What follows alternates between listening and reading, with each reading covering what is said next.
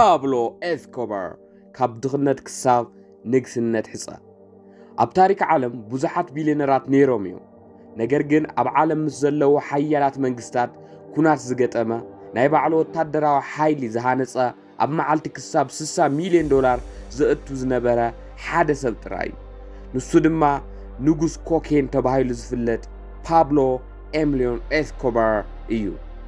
ብሓደ ወገን ንድኻታት ገንዘብ ዝዕድል ሮቢን ሁድ፣ ብኻሊእ ወገን ድማ ብኣሽሓት ዝቁፀሩ ሰባት ዝጨፍጨፈ ጨካን ራዕደኛ እዩ። ንምንታይ እዚ ሰብ እዚ ካብ ድኻ ዓዲ ኮሎምቢያ ተበጊሱ ብኸመይ ናይ ዓለምና ንግዲ ሓሸሽ በይኑ ክቆፃፀሮ ክኢሉ ብኸመይ ከ ወዲቑ?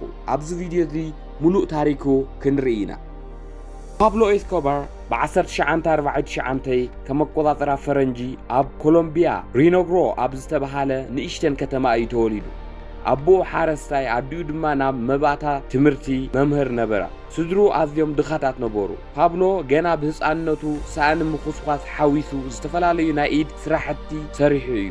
ነገር ግን ኩሉ ግዜ ካብ ድኽነት ክወፅእ ይምነ ነበረ። ከም ዝበሃል እኳ ገና ዕድሚኡ 20 ከይመልአ ንመሓዝቱ ክሳብ 30 ዓመተይ ሚልዮነር እንተዘይኮይነስ ባዕለይ ንባዕለይ ክቐትል እየ ኢሉ ይዛረብ ነይሩ። ናብ ዓለም ገበን ዝኣተወ ባንኣሽቲ ስርቅታት ነበረ። ካብ መቃብር ኣእማን ብምስራቅ ስሞም ብምሕኻኽ መሊሱ ይሸጦም ነበረ። ድሕሪኡ ናብ ኮንትሮባንድ ሽጋራ፣ ዘይሕጋዊ ቲኬት ሎተርን ስርቂ መካይንን ተሰጋገረ። ኣብ መጀመርታ ብ1970ታት ግን ታሪክ ገበን ኮሎምቢያ ንዘለዓለም ክቕይር ሓድሽ ዕድል ረኸበ።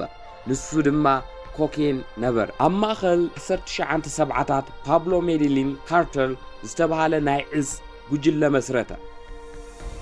እቲ እዋን ኣብ ኣሜሪካ ብፍላይ ድማ ኣብ ሚያሚ ናይ ኮኬን ድሌት ብላዕለ ደረጃ ይውስኽ ነበረ። ፓብሎ እዚ ተረድአ። መጀመርታ ኮኬን ኣብ ናይ ባዕሉ ሻንጣ ሓቢኡ ብነፋሪት ይእቱ ነበረ።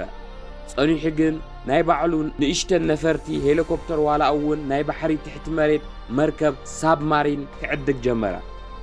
ኣብ ሓደ እዋን ኣብ ኣሜሪካ ኣብ ዝርከቡ ሓደ ጉዕዞ ጥራይ ክሳብ 11 ቶን ኮኬን የጓዓዝ ነበረ። ሃፍቱ ካብ ዝኾነ ሰብ ሕልና ንላዕሊ ኾነ። መጽሔት ፎርብስ ንፓብሎ ኣብ ዓለም ካብ ዘለዉ 7 ሃብታማት ሰባት ሓደ ገይሩ መረጦ። ኣብ ዓለም ውሽጢ 80 ሚእታዊ ኮኬን ዝቆፃፀር ንሱ እዩ። ገንዘቡ ኣዝዩ ብዙሕ ካብ ምዃኑ ዝተለዓለ ኣብ ወርሒ ንጥቕላላ ዶላር መእሰሪ ጥራይ ንፕላስቲክ $2500 የውፅእ ነበረ። ኣብ ዓመት ድማ 10 ሚእታዊ ዝኾን ገንዘቡ አንጭዋታት ስለ ዝበልዓሉ ብዝናብ ስለ ዝብስብስን ጥቕሚ የብሉን ተባሂሉ ይድርበ ነበረ። ናይ ባዕሉ ውልቃዊ መካነ እንስሳ ዙ ነበሮ። ሓራምዝ፣ ጉማረታት፣ ናይ እንስሳ ጫጩታት ካብ ዝተፈላለዩ ሃገራት ይእቱ ነበረ። ነገር ግን ፓብሎ ገንዘቡ ንዑ ጥራይ ኣይሓዞን። ኣብ ከተማ ሜዴሊን ንዘለዉ ድኻታት ባንኣሽቲ ዝቁፅ ኣባይቲ ሰሪሑ ናይ ስፖርት ሜዳታት ኣዳለወ። ኣብያተ ትምህርትታት ሆስፒታላትን ሃነፀ። በዚ ምክንያት እዚ ናይቲ ሰፈር ድኻታት ከም ኣምላኽ ይርእይዎ ነበሩ። ሮቢን ሁድ ኢሎም ይፅውዕዎ ነበሩ። እዚ ናይ ህዝቢ ፍቕሪ ድማ ጸኒሑ ካብ ፖሊስ ክሕባእ ከሎ ዓብዪ መዕቆቢ ኾኖ። ፓብሎ ናብ ሜዴሊን ንጉስ ምዃን ጥራይ ኣይኣኸሎን። ነታ ሃገር ብፖለቲካ ክመርሓ ደለየ። ብ1982 ኣባል ፓርላማ ኮሎምቢያ ኮይኑ ተመረፀ። ሕልሙ ፕሬዝዳንት ኮሎምቢያ ምዃን ነበረ። ነገር ግን ሚኒስተር ፍትሒ ሮድሪግ ላራ ናይ ፓብሎ ናይ ዕፅ ነጋዳይነት ኣብ ቅድሚ ህዝቢ ኣጋለጾ። ካብ ፓርላማ እውን ተባረረ። እዚ ነገር እዚ ንፓብሎ ኣዝዩ ኣቆጥዖ። ድሕሪ ሕፅር ዝበለ እዋን ሚኒስተር ሮድሪግ ላራ ብትእዛዝ ፓብሎ ተቐተለ። ኣብዚ እዩ እምበር ታሪኩ ናብ ዘፍርሕ ውሕጅ ደም ዝተቐየረ። ፓብሎ ኤስኮባር ሓደ ውሪ መምርሒ ነበሮ። ፕላፖ ኦ ፕሎም ትርጉሙ ብሩር ወይ ጥይት ማለት እዩ። ወይ ጉቦ ተቐቢልካ ትእዘዝ እንተዘይኮይኑ ትቕተል። ንዕኡ ክቃለሶ ዝፈተነ ዳያኑ፣ ፖሊስ፣ ጋዜጠኛታት፣ ፖለቲከኛታት ኩሎም ተጨፍጨፉ። ኣብ 1989 ኣብ ሓደ ናይ ፕሬዝዳንት ሕፁይ ዕላማ ብምግባር ናይ ኢቫንኪያ መንገደኛታት ነፋሪት ኣብ ኣየር ብቦምቢ ከም ዝፍንድእ ገበረ። ኣብዚ መጥቃዕቲ እዚ 110 ንጹሃት ዜጋታት ህይወቶም ስኢኖ። እቲ ከተማ መዓልታዊ ብፍንዳኣ ቦምቢ እናተናወፀ ነበረ። ፓብሎ ካብ ዕፅ ነጋዳይነት ናብ ሓደገኛ ራዕደኛ ተቐየረ። ናይ ውልቀ ቤት ማእሰርቲ መንግስቲ ኮሎምቢያ ናይ አሜሪካ ዲኢኤ ናይ እጽ ቁጥጥር ኤጀንሲ ንፓብሎ ንምህዳን ተሓባበሮ። ፓብሎ እቲ ዝዓበየ ፍርሑ ኣብ አሜሪካ ተመሓላሊፉ መሃብ ነበረ። ኣብ ናይ አሜሪካ ቤት ማእሰርቲ ምንባር ኣብ ናይ ኮሎምቢያ መቃብር ምዃን ይሕሸኒ ይብል ነበረ። ኣብ መወዳእታ ኣብ 1991 ምስ መንግስቲ ስምምዕ ገበረ። ናይ ባዕሉ ቤት ማእሰርቲ ባዕሉ ኣብ ዝዓደጎ መሬት ካንጽ እንተተፈቒድሉ ኢዱ ከም ዝህብ ተስማዕምዐ። እቲ ማእሰርቲ ላ ካቴድራል ይበሃል። ነገር ግን ቤት ማእሰርቲ ዘይኮነስ በዓል 5 ኮኸብ ሆቴል ነበረ። ናይ ማይ መዋኛ፣ ኩዕሶ እግሪ ሜዳ፣ ናይ ቁማር ቤትን ብሉጻት መስተታትን ዝመልኦ ፓብሎ ኣብኡ ኮይኑ ናይ ዕጽ ንግዲ ምክያድ ቀጸለ።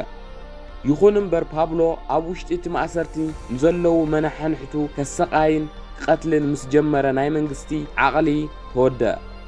ናብ ካሊእ ሓደ ሓቀኛ ቤት ማእሰርቲ ከጉዕዝዎ ምስ ደለዩ ፓብሎ ኣብ 1992 ካብ ላ ካቴድራል ኣምሊጡ ተሰወረ። ሕጂ ናይ ፓብሎ መወዳእታ ምዕራፍ ጀመረ። ቸርች ብሎክ ዝተባሃለ ናይ ኮሎምቢያ ፍሉይ ወታደራዊ ጉጅለ ወከልቲ ዲኢኤ ሎስ ፔፔስ ዝተባሃለ ናይ ፓብሎ ጸላእት ስብስብ ናይ ካልእ ካርቴል ኣባላት ብሓባር ኮይኖም ሃደንዎ። ናይ ፓብሎ ስድራ ቤት ናይ ቀረባ ሰባትን ሓደ ብሓደ ተቐተሉ ወይ ተተሓዙ። ፓብሎ በይኑ ተረፈ። ኣብ ሓደ ውሑስ ገዛ ናብቲ ካልእ እንዳተሓበአ ይነብር ነበረ። ኣብ ሓደ እዋን ብቁሪ ከይሞቱ እንደቁ መውዐይ ክኾኖም ኢሉ $2 ሚልዮን ጥረ ገንዘብ ከም ዘቃጸለ ይንገር። ታሕሳስ 2 መዓልቲ ብ1993 ካብ ልደቱ መዓልቲ ፓብሎ ንወዱ ብስልኪ ዝደወለሉ ጥሪ ናይ ኮሎምቢያ ናይ ቴክኖሎጂ ጉጅለ ስዒቡ ዘለዎ ቦታ ረኸቦ። ወታደራት ነዚ ገዛ ከበብዎ። ፓብሎ ኣብ ልዕሊ ናሕሲ ክጎይ ከምልጥን ክፍትን ከሎ ብዝተተኮሰሉ ሓያሎ ጥይታት ተወቂዑ ህይወቱ ሓለፈ። ኣብ መበል 44 ዓመቱ ናይ ኮኬን ንጉስ ግዛኣቱ በዚ መንገዲ እዚ ኣብቅዐ። ገለ ሰባት ግን ባዕሉ ርእሱ ከም ዝቐተለ እዮም ዝኣምኑ። እዚ ናይ ኖማዓንቲ መደብና ብዛዕባ ፓብሎ ኤስኮባር እዩ ነይሩ። ንዝቕጽል ብዝተፈላለዩ ታሪካት ውርያት ሰባት እስካብ ንምለስ ሰላም። ላይክ፣ ሼር፣ ሳብስክራይብ ምግባር ከይርሳዕ።